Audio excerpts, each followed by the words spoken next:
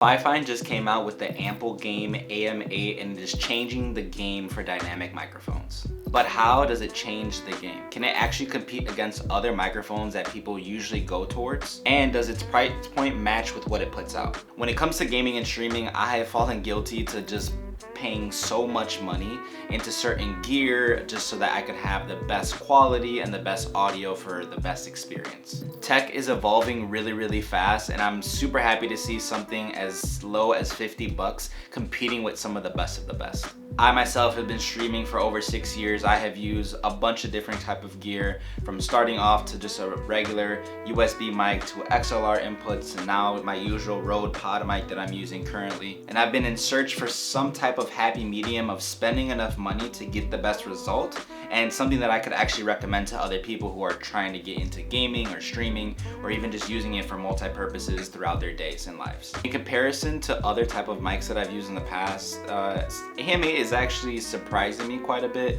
and I'm pleased to have it towards the top of my list in comparison to other mics. To start off, let's talk about the unboxing experience. I actually enjoyed the packaging that they put the AM8 in because it's very clear on the side and explaining all the little details about the mic itself.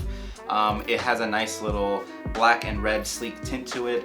I do like the little shimmer that they have on the actual mic itself on the front, and they make it very clear that it is a USB-C and an XLR connecting microphone, which is super dope. All the features are located on the back in a little list, as well as different profiles of the actual mic on the back of the box. Now, actually opening the packaging was quite nice as well. It felt purposeful. There wasn't too much or too little packaging, and taking it out of the actual box felt really nice. Now let's talk about the build of the actual microphone. The body of the microphone is made out of plastic, as well as the knobs, and I feel as though the dials are as well. The only pieces that are actually metal are the pieces that's actually holding the body of the microphone. So this little U-shaped cup here is actually metal, as well as the part that connects to the base that you can put it on. Now the bottom of the stand actually has like a rubber feel to it, so it actually will kind of protect it's skirting around your desk. As you see on the bottom here, we have a XLR input, a USB-C, and actually a headphone jack, which is quite nice. The mic itself feels very light because it is plastic, but if you do remove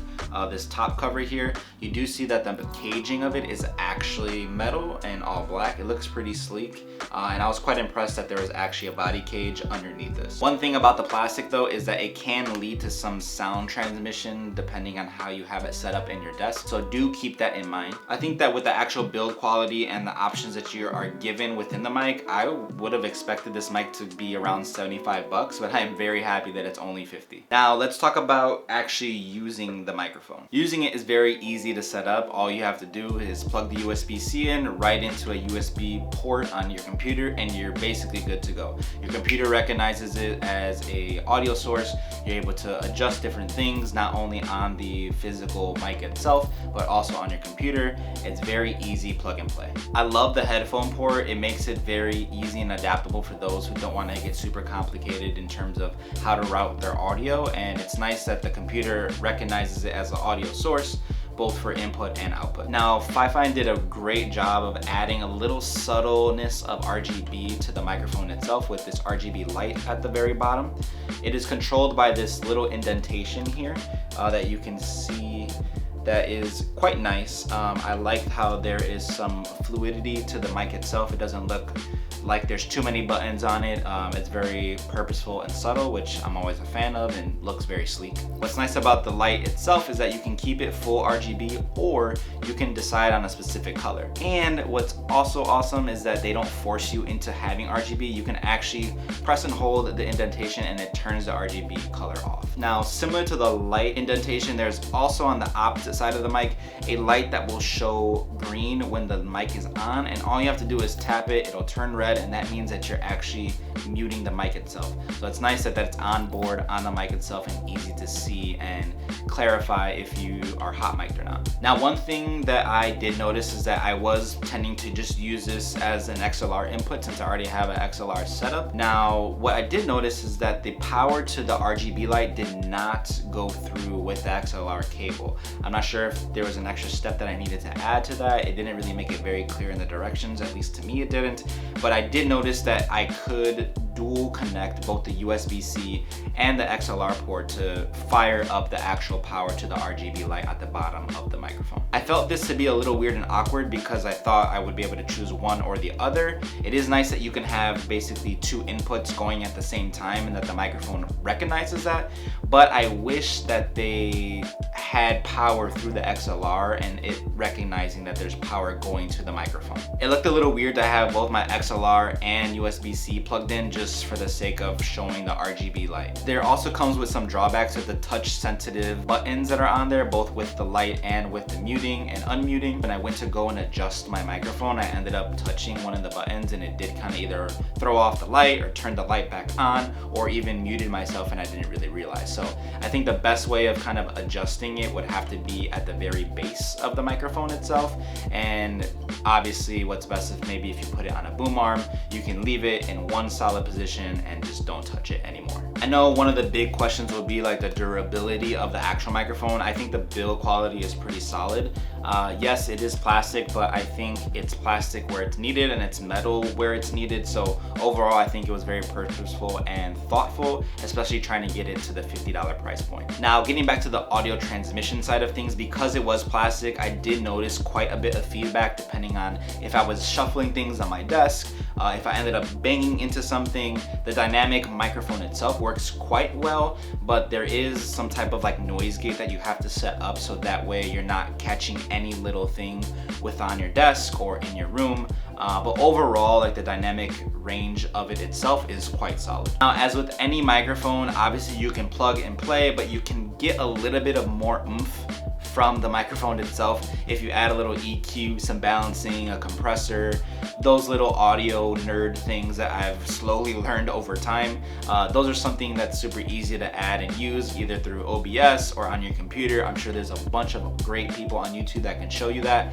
I'm not the best suit for it, but I think that can go a long way to really amplifying, no pun intended, the ability of the AM8 and how it can suit your needs and really get you nice, crisp audio. One of the main mics that I actually use is the Rode Pod mic. I use it for my streaming, for any type of meetings, calls, such as those things, because I have an XLR setup. This mic itself is $100, XLR only. And I would always get a lot of compliments with like, hey, your mic sounds super crisp and clean.